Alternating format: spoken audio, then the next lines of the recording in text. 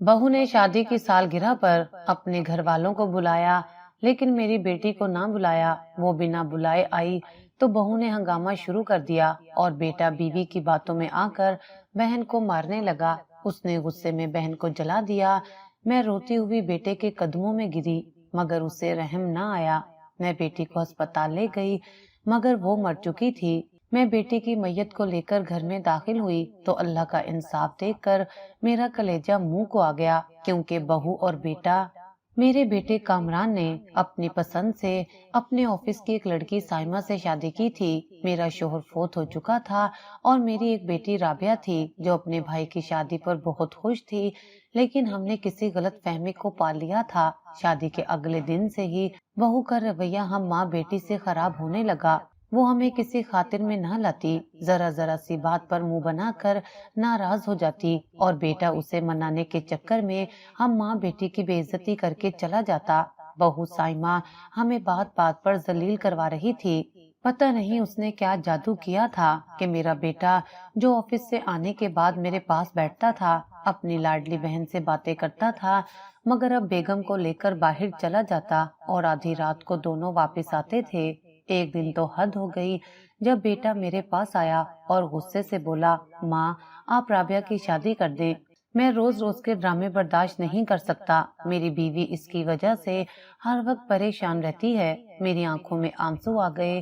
बेटा, तुम्हारी बीवी झूठ बोलती है। बस करें अम्मा, आप दोनों माँ बेटी मेरी मासूम बीवी के पीछे पड़ गई हैं।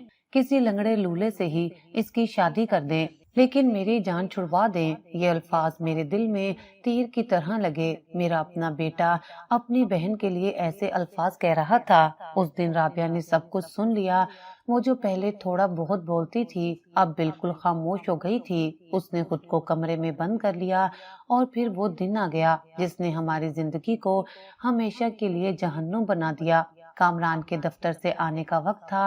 राबिया किचन में खाना बना रही थी। साइमा दबे पांव किचन में दाखिल हुई। जैसे ही उसे कामरान के घर में दाखिल होने की आहट सुनाई दी, उसने एक खौफनाक मंसूबा बनाया। उसने कढ़ाई में से गर्म घी का चमचा भरा और अपने ही हाथ पर डाल दिया। आह, जला दिया राबिया ने, मेरा हाथ जला दिया। वो बुरी तरह चीखने लगी। उसकी चीख सुनकर मैं और कामरान भागते हुए किचन में पहुंचे। राबिया एक कोने में सहमी हुई खड़ी थी। उसके चेहरे पर हवाइयां उड़ रही थीं। कामरान ने लपक कर साइमा का हाथ पकड़ा जो सुर्ख हो रहा था। किसने किया ये? कामरान ने धाड़ते हुए पूछा। साइमा ने रोते हुए राबिया की तरफ इशारा किया। इसने राबिया ने गिराया है। मैंने उसे सिर्फ इतना कहा था कि कबाब फ्राई कर ले, क्योंकि आप आ गए हैं, आपको भूख लगी होगी। इस बात पर उसे गुस्सा आ गया और उसने गरम तेल मेरे हाथ पर गिरा दिया। ये सुनना था कि कामरान पर जैसे जुनून तारी हो गया। उसने मेरी बेटी के बाल पकड़ लिए और उसे घसीटना शुरू कर दिया। क्या चाहती हो तुम मुझसे? क्यों मेरा घर बसने नहीं दे रही तुम चाहती हो मैं अपनी बीवी को छोड़ दूं? मैं इसे नहीं छोड़ सकता। वो उसे खींचता हुआ सहन में ले गया। मैं चीखती रही, छोड़ दो बेटा, बहन है तुम्हारी, खुदा का खौफ करो। लेकिन उसके सर पर खून सवार था। और फिर मेरे बेटे ने वो किया जो कोई दुश्मन भी ना करे। उसने स्टोर रूम से पेट्रोल की बोतल उठाई और अपनी सकी बहन पर उंडेल दी। एक लम्हे के लिए दुनिया मेरी आंखों के सामने घूम गई। ये मेरा बेटा नहीं हो सकता था। ये कोई दरिंदा था, कोई हैवान था जो मेरी बेटी की जान लेने पर तुला था। वक्त जैसे थम गया था। मेरे कानों में अपनी ही चीख की गूंज सुनाई दे रही थी, लेकिन मेरी आंखें इस खौफनाक मंजर पर जमी हुई थी जो मेरी दुनिया को राख कर रहा था। कामरान के हाथ से जलती हुई तीली गिरी और एक लम्हे की खामोशी के बाद एक भयानक विष की आवाज के साथ आग का एक झोंका मेरी बेटी के वजूद से लिपट गया। पेट्रोल ने अपना काम दिखाया था और मेरी राबिया, मेरी 16 साला कली, एक जिंदा मिशल बन चुकी थी। राबिया, एक ऐसी चीख मेरे हलक से निकली जो शायद अर्श को भी हिला दे। मैं हवा से बाख्ता हालत में अपनी बेटी की तरफ भागी। मैंने अपने आप को अपनी बेटी के जलते हुए वजूद पर गिरा दिया। मैं अपने हाथों से अपने आंचल से आग बुझाने की कोशिश करने लगी। मेरे हाथ जलने लगे। मेरे कपड़ों ने आग पकड़ ली। لیکن اس وقت مجھے اپنے درد کا کوئی احساس نہیں تھا۔ میری دنیا، میری کل کائنات میری آنکھوں کے سامنے جل رہی تھی اور میں اسے بچانے کے لیے خود جل جانے کو تیار تھی۔ کوئی بچاؤ، کوئی پانی لاؤ، میری بیٹی مر جائے گی، میں دیوانہ وار چیخ رہی تھی۔ چیخوں پکار سن کر محلے کے دروازے کھلنے لگے، لوگ اپنے گھروں سے باہر نکل آئے۔ منظر اتنا ہولناک تھا کہ دیکھنے والوں کی بھی چیخیں نکل گئیں۔ کسی نے ہمت کر کے پانی کی بالٹی پھینکی، کسی نے کمبل لا کر میری بیٹی پر ڈالا۔ چند منٹوں کی قیامت خیز جدوجہد کے بعد آگ تو بجھ گئی، لیکن میری رابعہ کو جو حال ہوا تھا اسے دیکھ کر میری روح فنا ہو گئی۔ وہ سیاہ گوشت کا ایک لوتھڑا بن چکی تھی، اس کے خوبصورت لمبے بال جل کر کھوپڑی سے چپک گئے تھے، اس کا چاند سا چہرہ پہچانے کے قابل نہیں رہا تھا، اس کے کپڑے اس کی جلد میں پگھل چکے تھے۔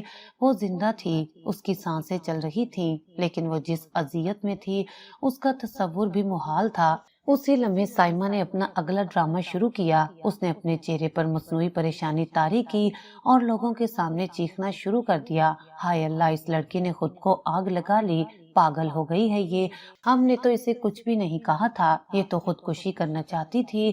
میں جو اپنی بیٹی کی حالت دیکھ کر سکتے میں تھی، اس کا جھوٹ سن کر تڑپ اٹھی۔ جھوٹ، یہ جھوٹ بول رہی ہے، اس کے بھائی نے، میرے بیٹے نے جلایا ہے اسے۔ لیکن میری آواز ناقاہت اور صدمے کی وجہ سے دب کر رہ گئی تھی۔ لوگوں نے سائمہ کی بات پر زیادہ دھیان دیا کیونکہ وہ بلند آواز میں پورے اعتماد سے اپنا جھوٹ بول رہی تھی۔ کچھ عورتیں مجھے دلاسا دینے لگیں، صبر کرو بہن، اللہ کرم کرے گا، بچی نے جوانی کے جوش میں غلط قدم اٹھا لیا ہے، کسی نے ایمبولینس کو فون کر دیا تھا۔ چند ہی منٹوں میں سائرن کی آواز گلی میں گونجنے لگی، ایمبولینس ہمیں لے کر ہسپتال کی طرف روانہ ہو گئی۔ سارا راستہ میں اپنی بیٹی کا ہاتھ تھامے رہی، جو اب محض جلی ہوئی کھال اور ہڈیوں کا مجموعہ تھا۔ میں اس سے باتیں کرتی رہی، کچھ نہیں ہوگا میری بچی، آنکھیں کھولو، اماں تمہارے پاس ہے، لیکن اس کی طرف سے کوئی جواب نہیں آیا۔ ہسپتال کی ایمرجنسی وارڈ ایک اور قیامت گاہ تھی، ڈاکٹروں اور نرسوں کی باغ دوڑ، مشینوں کی آوازیں اور دوسرے مریضوں کی کراہیں۔ انہوں نے رابعہ کو فوراً برنر یونٹ میں منتقل کر دیا۔ مجھے باہر روک دیا گیا۔ میں شیشے کے دروازے سے اندر جھانکنے کی کوشش کر رہی تھی، جہاں ڈاکٹروں کی ایک ٹیم میری بیٹی کے گرد جمع تھی۔ گھنٹے گزرتے گئے لیکن کوئی باہر نہیں آیا۔ میں ویل چیئر پر بیٹھی ایک زندہ لاش بن چکی تھی، میرے کپڑے جلے ہوئے تھے، میرے ہاتھوں پر آبلے پڑ چکے تھے، لیکن مجھے اپنی کوئی فکر نہیں تھی۔ میری ساری دعائیں، سارے التجائیں صرف اپنی بیٹی کی زندگی کے لیے تھیں۔ کافی دیر بعد ایک سینئر ڈاکٹر باہر آیا، اس کے چہرے پر تھکاوٹ اور افسوس کے تاثرات تھے۔ دیکھیں، مریضہ 90% سے زیادہ جل چکی ہیں، ہم نے اسے بچانے کی پوری کوشش کی ہے، لیکن اس نے اپنا جملہ ادھورا چھوڑ دیا۔ لیکن میں اس کا مطلب سمجھ گئی، نہیں، میری بیٹی نہیں مرے گی، آپ اسے بچا لیں۔ ڈاکٹر صاحب، میں آپ کے ہاتھ جوڑتی ہوں، ہم اسے آبزرویشن میں رکھے ہوئے ہیں، اگلے 24 گھنٹے بہت اہم ہیں، کوئی معجزہ ہی اسے بچا سکتا ہے، آپ دعا کریں۔ یہ کہہ کر وہ چلا گیا۔ معجزہ دعا، میں نے آسمان کی طرف دیکھا، یا اللہ، تو تو دیکھ رہا ہے نا، تو تو سب جانتا ہے، میری بچی بے قصور ہے، اس پر ظلم ہوا ہے تو اسے اس ظلم کا صلہ اس کی زندگی کی صورت میں دے دے، ظالموں کو سزا بعد میں دے دینا، پہلے میری بیٹی کو شفا دے دے۔ اس پوری قیامت کے دوران نہ میرا بیٹا ہسپتال آیا، نہ میری بہو، انہوں نے ایک بار بھی فون کر کے یہ جاننے کی کوشش نہیں کی کہ رابعہ زندہ بھی ہے یا مر گئی۔ ان کے لیے شاید وہ مر چکی تھی، وہ اپنے جرم پر پردہ ڈال کر اپنی زندگی میں مگن تھے، لیکن وہ نہیں جانتے تھے کہ اللہ کی لاٹھی بے آواز ہوتی ہے۔ میں اپنی بیٹی کے پاس ICU میں گئی، اسے پٹیوں میں اس طرح لپیٹا گیا تھا کہ وہ ایک ممی لگ رہی تھی، صرف اس کی آنکھوں کی جگہ خالی چھوڑ دی گئی تھی، مشینیں اس کی سانسوں کی گواہی دے رہی تھیں۔ میں اس کے سرہانے بیٹھ گئی اور اس کا ہاتھ تھام لیا، اس کا جسم بخار کی شدت سے دہک رہا تھا۔ میں بس روتی رہی اور قرآن پاک کی آیات پڑھ کر اس پر پھونکتی رہی۔ رات گزرتی جا رہی تھی اور ہر گزرتے لمحے کے ساتھ میرا دل ڈوب رہا تھا۔ مجھے نہیں معلوم تھا کہ کل کا سورج میری زندگی میں روشنی لائے گا یا ہمیشہ کے لیے اندھیرا کر دے گا۔ میں ساری رات جاگتی رہی، ایک لمحے کے لیے بھی میری آنکھ نہیں جھپکی۔ مجھے ڈر تھا کہ اگر میں سو گئی تو شاید میری بیٹی کی سانسوں کی ڈور ٹوٹ جائے، فجر کی اذان کے قریب ایک نرس نے آ کر مجھے کہا، ماسی آپ گھر ہو آئیں، کپڑے بدل لیں اور کچھ کھا پی لیں، ہم یہاں ہیں اس کا خیال رکھنے کے لیے، آپ کی حالت بھی ٹھیک نہیں لگ رہی۔ میرا دل اپنی بیٹی کو ایک لمحے کے لیے بھی چھوڑنے کو تیار نہیں تھا، لیکن میرے کپڑے جلے ہوئے تھے اور مجھے کچھ پیسوں کی ضرورت تھی۔ میں نے اپنی ایک ہمسائی رضیہ آپا کو فون کیا جو بہت نیک خاتون تھی۔ میں نے انہیں روتے ہوئے ساری صورتحال بتائی، وہ فوراً ہسپتال پہنچ گئیں۔ میں نے رابعہ کو ان کے سپرد کیا اور بھاری قدموں سے گھر کی طرف روانہ ہوئی۔ گھر میں داخل ہوتے ہی میرا کلیجہ منہ کو آ گیا، ہر طرف جلے ہوئے پٹرول کی بو پھیلی ہوئی تھی۔ صحن میں وہ سیاہ نشان موجود تھا جہاں میری بیٹی کو جلایا گیا تھا۔ میرا دل چاہا کہ میں چیخ چیخ کر روؤں، لیکن آنسو جیسے آنکھوں میں ہی خشک ہو گئے تھے۔ میں نے جلدی سے کچھ کپڑے اور پیسے ایک تھیلے میں ڈالے اور واپس ہسپتال کی طرف بھاگی۔ میرا دل کسی انجانے خوف سے بری طرح دھڑک رہا تھا۔ جب میں واپس وارڈ میں داخل ہوئی تو ایک عجیب منظر نے میرا استقبال کیا۔ رابعہ جو رات بھر تکلیف سے کرا رہی تھی اب خاموش تھی، اس کی آنکھیں کھلی تھیں اور ان میں ایک عجیب سی چمک تھی۔ مجھے لگا شاید تکلیف کی شدت سے اس کی حالت مزید بگڑ گئی ہے، لیکن جب میں اس کے قریب گئی تو اس کے ہونٹوں پر ایک ہلکی سی پرسکون مسکراہٹ تھی۔ میں حیران رہ گئی۔ میری بچی تمہیں درد نہیں ہو رہا، تم مسکرا رہی ہو۔ اس نے بہت دھیرے سے سر ہلایا اور اس کی آواز جو بمشکل کسی سرگوشی کی طرح تھی میرے کانوں سے ٹکرائی، اماں ہاں میری جان بولو۔ میں نے جھک کر اپنا کان اس کے ہونٹوں کے قریب کر لیا۔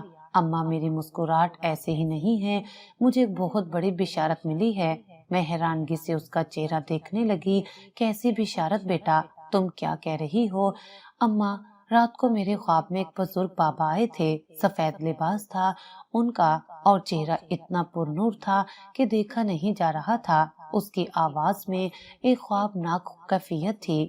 انہوں نے میرا سر سہلایا اور کہا، بیٹی تمہاری تکلیف کا وقت ختم ہوا، میں کل تمہیں اپنے ساتھ لینے آؤں گا۔ یہ سن کر میرے پیروں تلے سے زمین نکل گئی۔ کیا مطلب ہے بیٹا؟ یہ تم کیسی باتیں کر رہی ہو؟ میرا دل خوف سے ڈوبنے لگا۔ وہ اسی پر سکون مسکراہٹ کے ساتھ بولی، وہ کہہ رہے تھے کہ میں تمہیں ایسی جگہ لے جاؤں گا جہاں کوئی درد کوئی تکلیف نہیں ہے، وہاں تم سکون سے رہو گی۔ اماں پھر میں جنت میں سیر کروں گی، آپ کی بیٹی کی ساری تکلیفیں ختم ہو جائیں گی۔ میری آنکھوں سے آنسوؤں کی لڑی بہہ نکلی۔ میں نے اس کا ہاتھ پکڑ لیا۔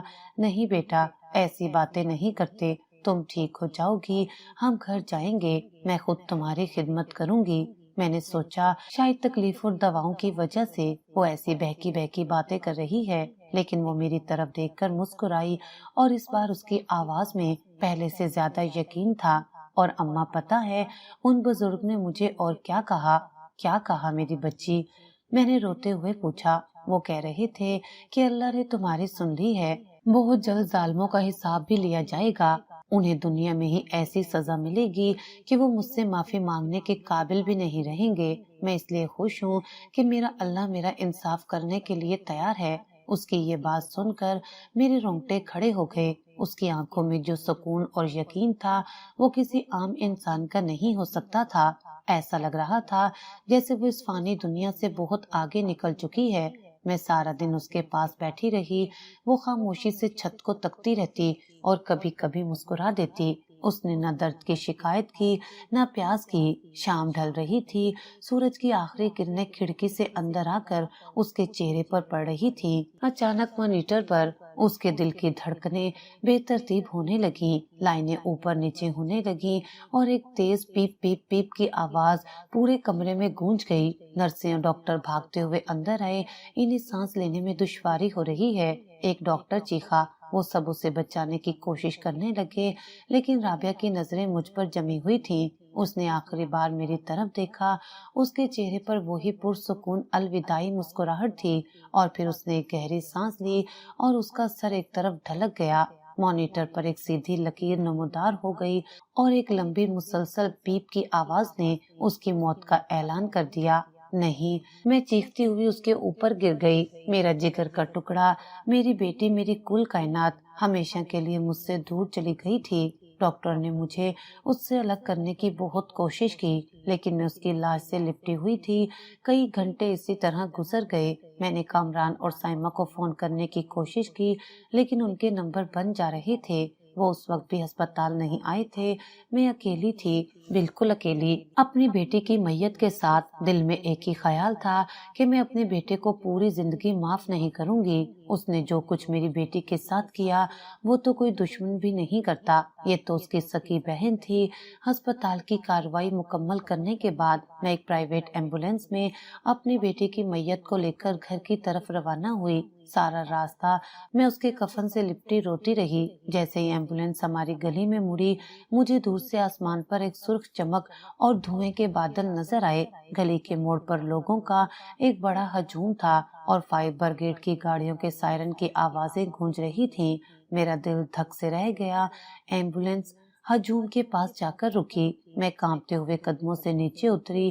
سامنے کا منظر دیکھ کر میری آنکھیں کھلی کی کھلی رہ گئیں۔ میرا گھر، ہمارا گھر آگ کے شعلوں کی لپیٹ میں تھا اور لوگ آپس میں باتیں کر رہے تھے کہ گھر میں سلنڈر پھٹا ہے۔ میری بیٹی کا جنازہ ابھی میرے ہاتھوں میں تھا اور مجھے نہیں معلوم تھا کہ اس کا جنازہ اٹھنے سے پہلے ہی اللہ نے اپنا انصاف شروع کر دیا ہے۔ میں ایمبولینس سے باہر نکلی تو میرے قدم زمین میں گڑ گئے۔ ایک طرف ایمبولینس کے اندر میری بیٹی کی بے جان لاش تھی، کفن میں لپٹی ہوئی، دنیا کے ظلم و ستم سے آزاد ہو کر اپنی نیند سو رہی تھی۔ دوسری طرف میرا گھر تھا جو کبھی میری جنت ہوا کرتا تھا، اب آگ کے شعلوں میں گھرا ہوا جہنم کا منظر پیش کر رہا تھا۔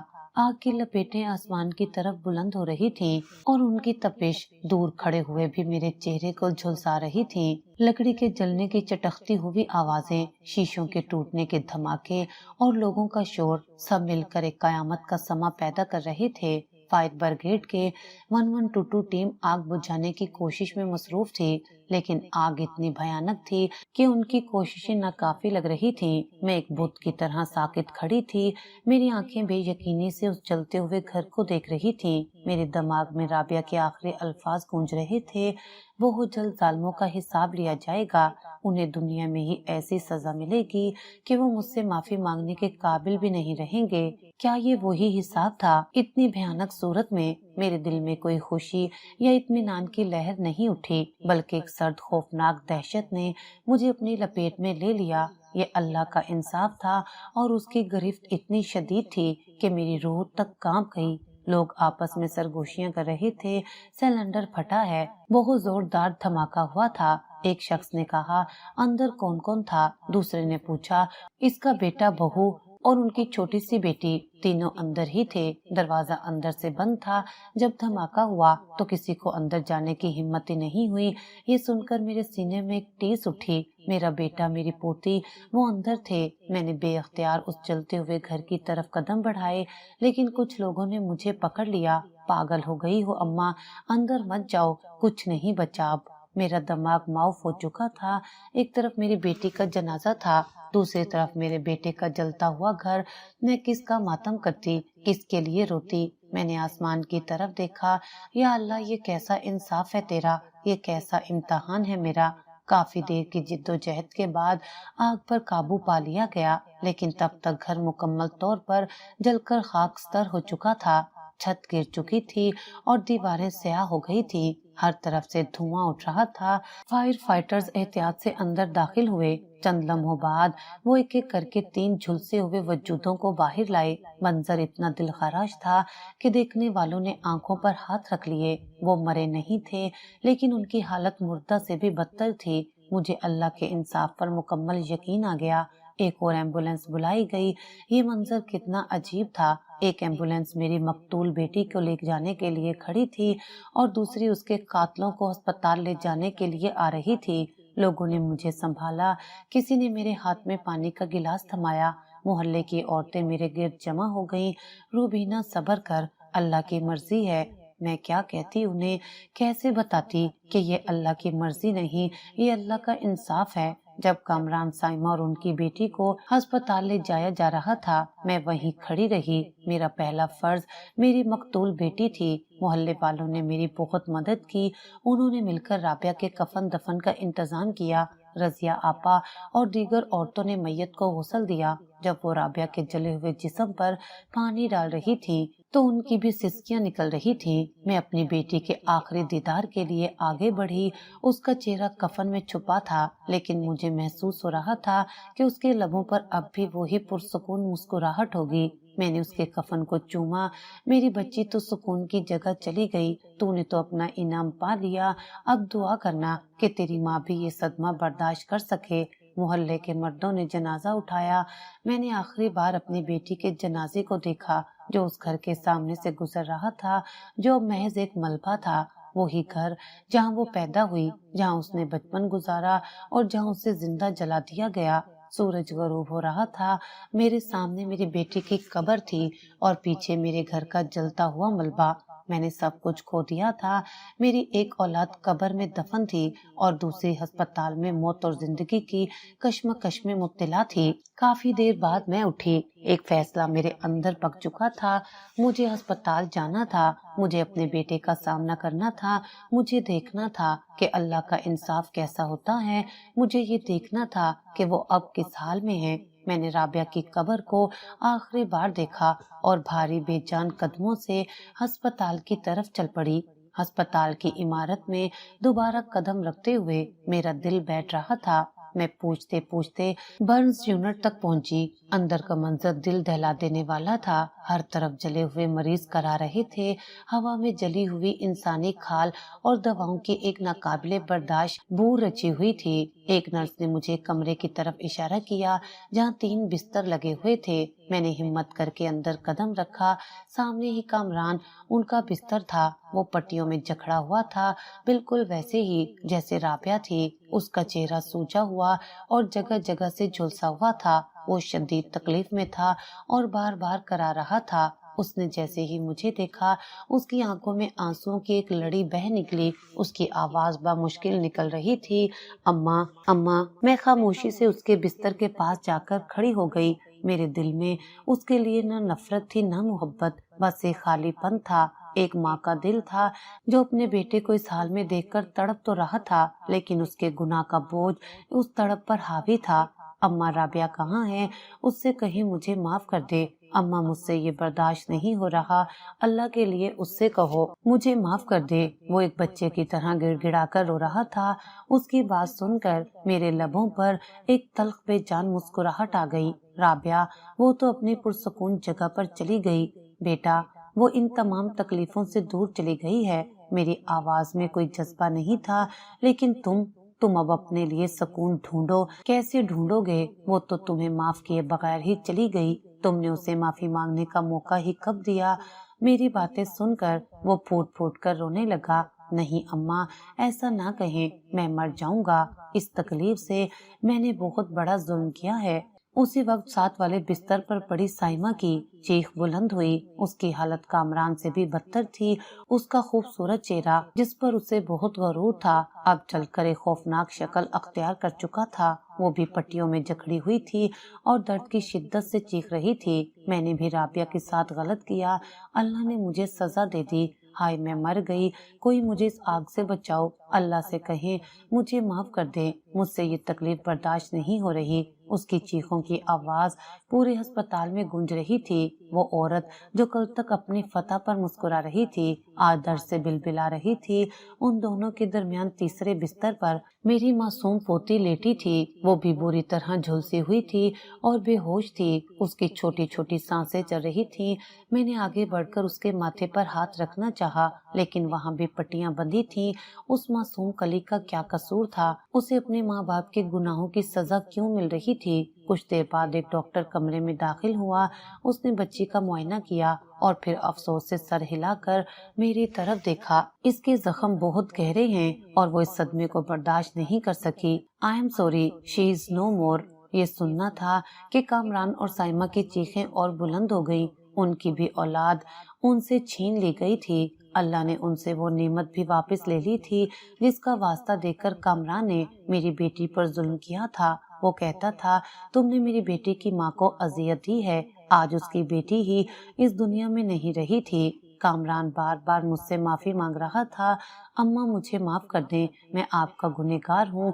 میں نے ایک گہری سانس لی، میرا دل ممتا کی وجہ سے پس رہا تھا۔ وہ میرا بیٹا تھا، میرا خون تھا۔ میں نے اس کے سر پر ہاتھ رکھا۔ میں نے تمہیں معاف کیا بیٹا۔ ایک ماں اپنے بچے سے زیادہ دیر ناراض نہیں رہ سکتی۔ اس کی آنکھوں میں ایک لمحے کے لیے امید کی چمک آئی، لیکن میں نے اپنی بات جاری رکھی۔ میری یہ معافی صرف مجھ سے ہے۔ تمہاری بہن تو تمہیں معاف کیے بنا ہی اس دنیا سے چلی گئی۔ اس کا انصاف تو اللہ کے ہاتھ میں ہے۔ رابعہ تمہیں بدلہ دلوانا چاہتی تھی اور وہ تمہیں مل گیا۔ جیسا تم نے بویا ویسا تم نے کاٹا۔ میری طرف سے تمہیں معافی ہے۔ اب دیکھ لو اپنے اللہ سے اور اپنی بہن سے کیسے معافی مانگنی ہے۔ میری باتیں سن کر اس کی امید کی چمک دم توڑ گئی۔ اسے احساس ہو گیا تھا کہ اس کی اصل سزا ابھی باقی ہے۔ یہ جسمانی تکلیف تو شاید وقت کے ساتھ کم ہو جائے، لیکن اس کی روح پر جو زخم لگا ہے وہ کبھی نہیں بھرے گا۔ وہ اور سائمہ کئی مہینے ہسپتال میں اسی طرح تکلیف میں مبتلا رہے۔ ان کی چیخیں اور آہیں روز میرے کانوں میں پڑتی، لیکن میں بے حس و حرکت انہیں دیکھتی رہتی۔ وقت ہر زخم کو بھر دیتا ہے، لوگ ایسا کہتے ہیں، لیکن یہ سچ نہیں۔ کچھ زخم ایسے ہوتے ہیں جو وقت کے ساتھ مزید گہرے، مزید تکلیف دہ ہو جاتے ہیں۔ ہسپتال سے میرے بیٹے اور بہو کی واپسی کے بعد کے مہینے اور سال اس بات کا زندہ ثبوت تھے۔ وہ جسمانی طور پر صحت یاب ہو کر گھر لوٹ آئے تھے، لیکن ان کی روحیں ہمیشہ کے لیے بیمار ہو چکی تھیں۔ ہمارا وہ خوبصورت گھر تو جل کر ملبہ بن چکا تھا، اور اس کے ساتھ ہی ہماری ساری خوشیاں، ساری یادیں بھی راکھ ہو گئی تھی۔ ہماری زندگی ایک بے رنگ بے آواز فلم کی طرح چل رہی تھی۔ میں صبح اٹھتی ناشتہ بناتی اور ان دونوں کے سامنے رکھ دیتی جو زندہ لاشوں کی طرح کرسیوں پر بیٹھے ہوتے۔ کامران جو کبھی دفتر جانے کے لیے کتنی جلدی میں ہوتا تھا، اب سارا دن ایک ہی جگہ بیٹھا چھت کو گھورتا رہتا۔ اس کا جسم جلے ہوئے داغوں سے بھرا ہوا تھا، لیکن اس کے چہرے پر جو مستقل اذیت اور پچھتاوے کا داغ تھا وہ کہیں زیادہ خوفناک تھا۔ وہ اکثر راتوں کو نیند میں چیختا، مجھے چھوڑ دو رابعہ، مجھے معاف کر دو، اور پھر پسینے میں شرابور ہو کر اٹھ بیٹھتا اور گھنٹوں روتا رہتا۔ سائمہ کی حالت اس سے بھی بدتر تھی۔ اس کی خوبصورتی جس پر اسے ناز تھا آگ نے چھین لی تھی۔ اس کا چہرہ خراب ہو چکا تھا اور اس کی ایک آنکھ بھی متاثر ہوئی تھی۔ اس نے گھر کے تمام آئینے توڑ دیے تھے یا ان پر کپڑا ڈال دیا تھا، کیونکہ وہ اپنا عکس دیکھنے کی ہمت نہیں کر سکتی تھی۔ وہ جو کبھی ہر وقت سجنے سنورنے میں لگی رہتی تھی، اب میلے کچیلے کپڑوں میں ایک بھکارن کی طرح دکھتی تھی۔ اس کا سارا غرور، سارا تکبر خاک میں مل چکا تھا۔ اس کی اذیت کامران سے مختلف تھی۔ کامران کو اپنے گناہ کا احساس تھا، لیکن سائمہ کو اپنی سزا کی تکلیف زیادہ تھی۔ وہ ہر وقت چڑچڑی رہتی، یہ سب تمہاری وجہ سے ہوا ہے۔ وہ کامران پر چیختی، اگر تم اس دن اپنی بہن کی طرفداری نہ کرتے، اسے گھر سے نکال دیتے، تو آج ہم اس حال میں نہ ہوتے۔ میں نے اس کی طرفداری کی تھی۔ کامران حیرت سے کہتا، سائمہ میں نے تمہارے کہنے پر اسے زندہ جلا دیا، اور تم کہہ رہی ہو میں نے اس کی طرفداری کی۔ ہاں تو کیا ہوا؟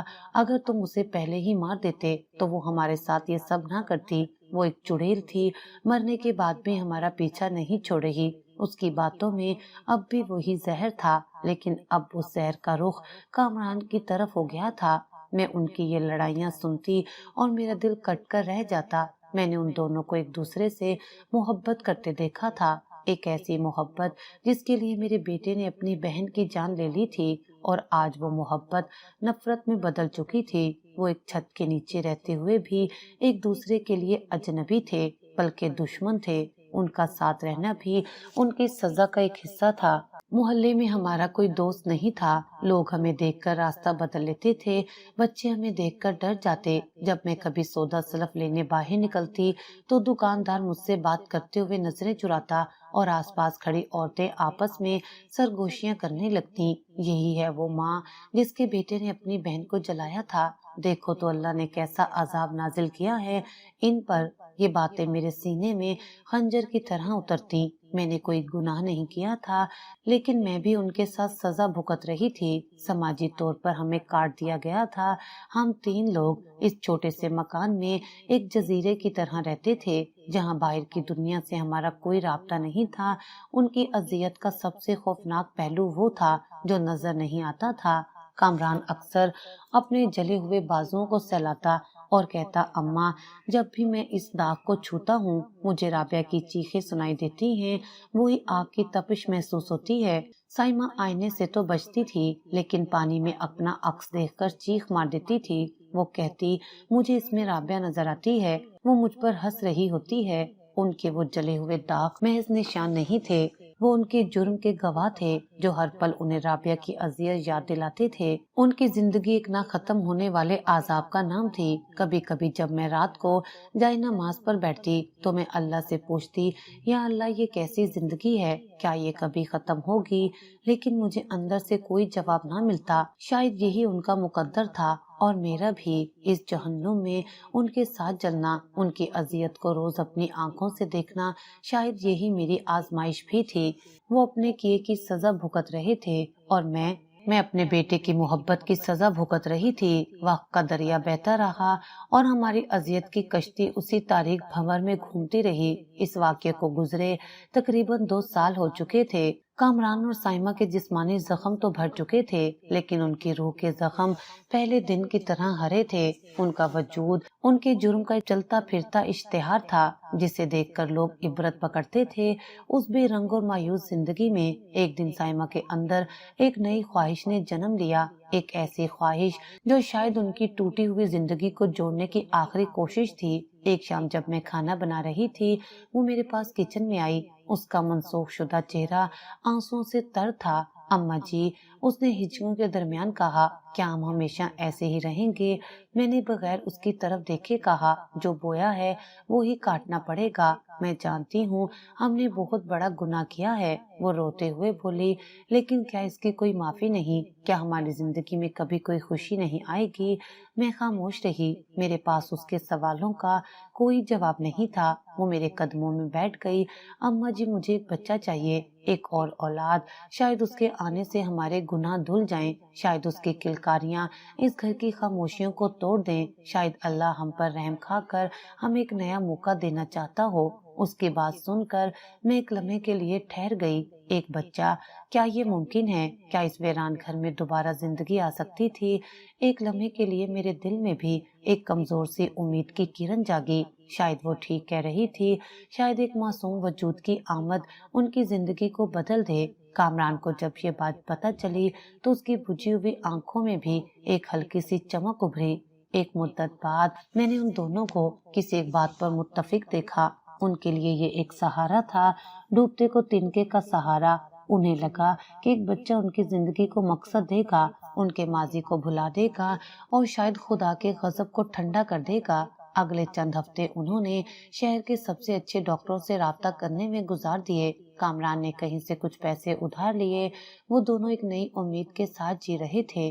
انہیں لگتا تھا کہ وہ ماں باپ بن کر اپنی کھوئی ہوئی زندگی کو دوبارہ حاصل کر سکتے ہیں۔ اور پھر وہ دن آیا جب وہ اپنی فائنل رپورٹس لینے کے لیے شہر کے سب سے بڑے ہسپتال گئے۔ میں گھر پر ان کا انتظار کر رہی تھی۔ میرے دل میں بھی دعا تھی کہ اللہ ان کی سن لے، شاید اس طرح ان کی اذیت میں کچھ کمی آ جائے۔ شام کو جب وہ واپس آئے تو ان کے چہروں پر وہ صبح والی امید نہیں تھی۔ ان کے چہرے اسپاٹ تھے، آنکھیں خالی تھیں۔ وہ بغیر کچھ کہے اپنے کمرے میں چلے گئے۔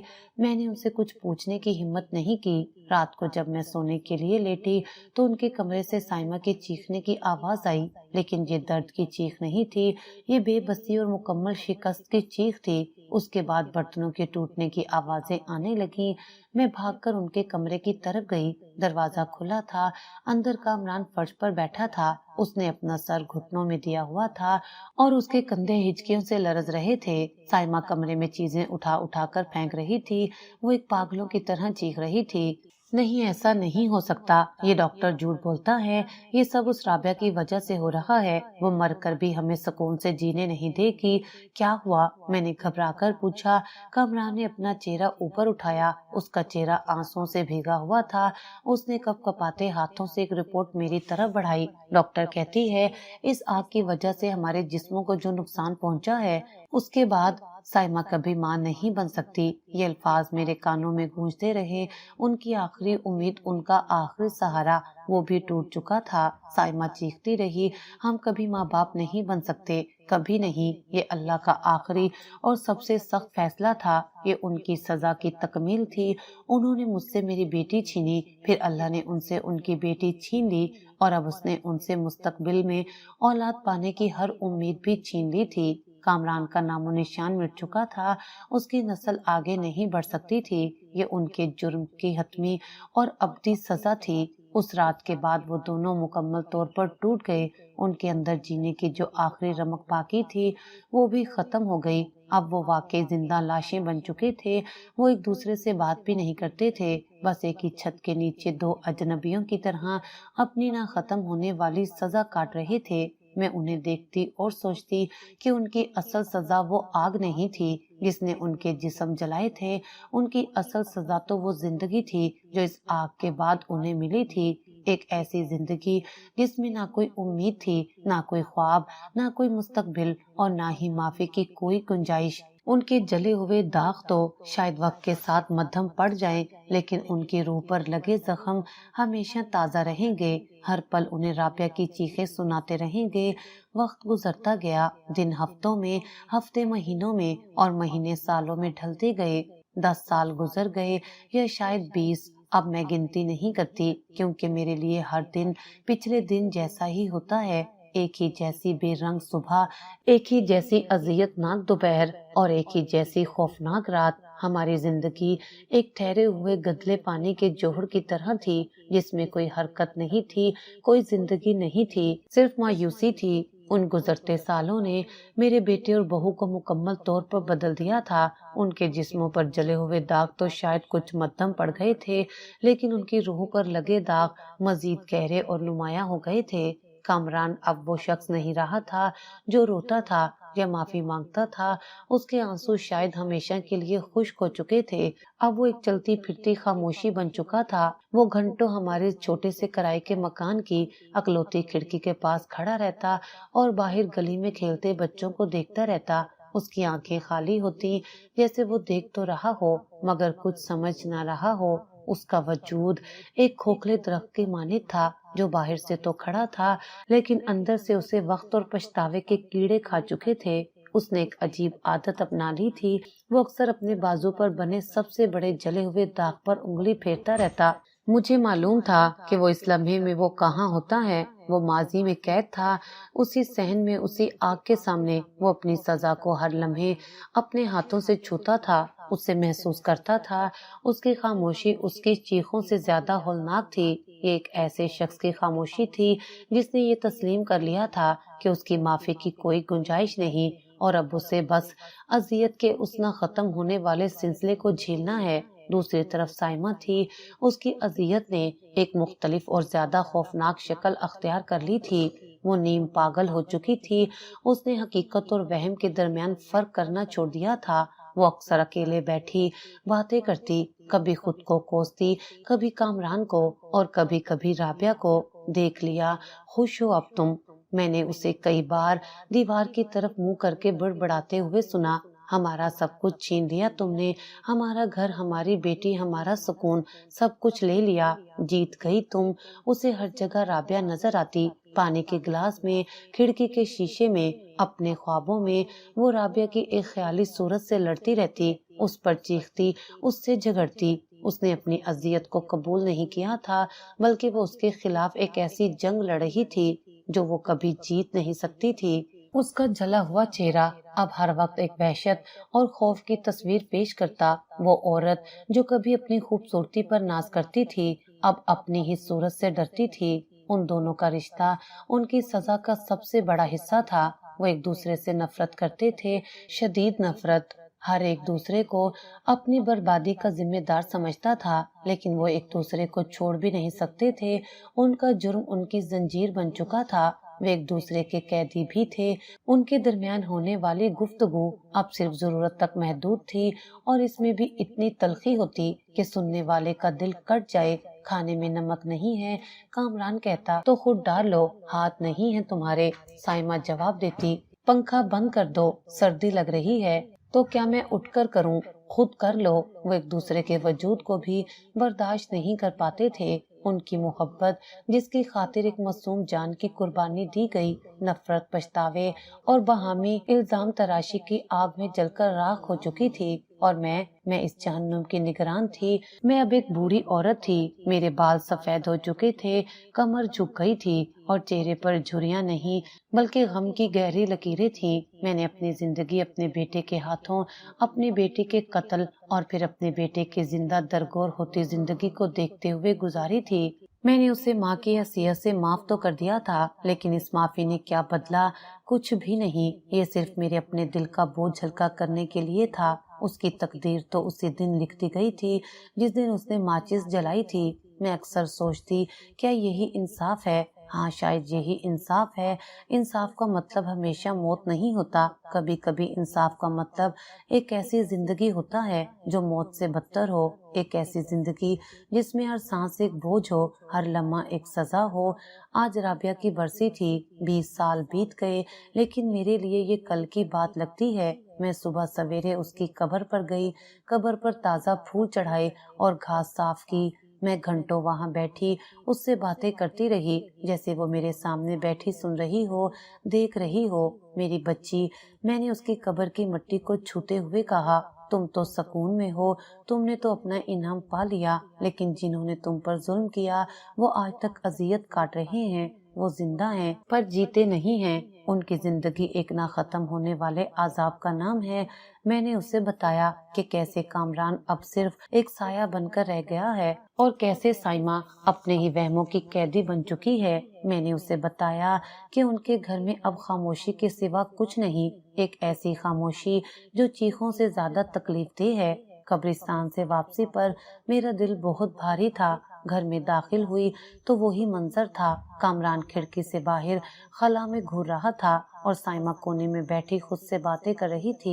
उनका वजूद इस बात का सबूत था कि अल्लाह की पकड़ जब आती है तो इंसान कहीं का नहीं रहता। मैंने अपनी जिंदगी के इस तवील और तकलीफ दे सब्र को देखा और सोचा कि इस सब से दुनिया को क्या सबक मिलता है। मेरी कहानी का मकसद सिर्फ रोना धोना या एक दुख भरी दास्तान सुनाना नहीं है। इसका मकसद इबरत है। वो दोनों, मेरा बेटा और बहू, आज तक अजियत काट रहे हैं। उनके वो जले हुए दाग सिर्फ उनकी खाल पर नहीं, उनकी रूह पर हैं और वो हर पल उन्हें राबिया की चीखें सुनाते हैं। जब कामरान अपने हाथ पर नजर डालता है तो उसे अपनी बहन का जलता हुआ वजूद याद आता है। जब साइमा गलती से अपना अक्स देख लेती है तो उसे अपनी शैतानी मुस्कुराहट याद आती है। उनकी सजा ये नहीं कि वो जल गए थे, उनकी सजा ये है कि वो इस आग से कभी बाहर नहीं निकल सके। वो आज भी उसी आग में जल रहे हैं, एक ऐसी आग जो नजर नहीं आती मगर जिस्म की आग से 1000 गुना ज्यादा तकलीफदेह है। लोग कहते हैं कि वक्त के साथ सब ठीक हो जाता है, लेकिन उनका कुछ ठीक नहीं हुआ। उनकी जिंदगी एक मिसाल है कि जब आप किसी पर जुल्म करते हैं तो आप सिर्फ उसे ही तकलीफ नहीं पहुंचाते, बल्कि आप अपनी रूह को भी हमेशा के लिए दागदार कर देते हैं। उन्होंने राबिया को मारकर सोचा कि किस्सा खत्म हो जाएगा, लेकिन असल किस्सा तो वहीं से शुरू हुआ था। अल्लाह की लाठी बेआवाज होती है और जब वो पड़ती है तो उसकी आवाज नहीं आती, लेकिन उसका दर्द कभी खत्म नहीं होता। उसने उन्हें मारा नहीं क्योंकि मौत उनके लिए राहत होती। उसने उन्हें एक ऐसी जिंदगी दी जो हर लम्हा उन्हें उनके गुनाह की याद दिलाती है। एक ऐसी जिंदगी जिसमें कोई उम्मीद नहीं, कोई खुशी नहीं, कोई मुस्तकबिल नहीं और सबसे बढ़कर कोई माफी नहीं। उन्होंने राबिया से माफी मांगने का हक भी छीन लिया था और यही उनका सबसे बड़ा अजाब है। मैं आज अपनी जिंदगी के आखिरी हिस्से में हूँ।